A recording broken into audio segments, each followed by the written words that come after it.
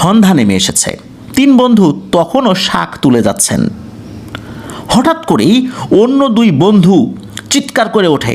চিৎকার করে অন্য বন্ধুকে বলতে থাকে, বন্ধু দৌড় দে, দৌড় দে, তাড়াতাড়ি দৌড় দে, এক মুহূর্ত দাঁড়ানো যাবে না। তখন পলক ভাইয়ের বাবাও অন্য 2 বন্ধুর কথা শুনে দৌড়াতে থাকেন।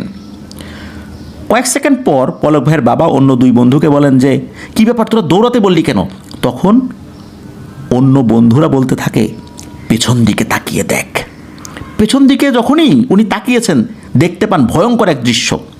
3টা বড় বড় তাল গাছ তারা যেই গতিতে দৌড়াচ্ছে সেই একই গতিতে তাদের দিকে এগিয়ে আসছে। আর তখনই তাল গাছের ভেতর থেকে কয়েকটা কণ্ঠ একত্রে বলে ওঠে, কিরে শাক তুলবি না? দাঁড়া, পালাচ্ছিস কেন? দাঁড়া। ওনারা তো প্রচণ্ড গতিতে দৌড়াচ্ছেন বাড়ির দিকে। আর তখনই ঘটে যায় আরও একটি ভয়ঙ্কর ঘটনা।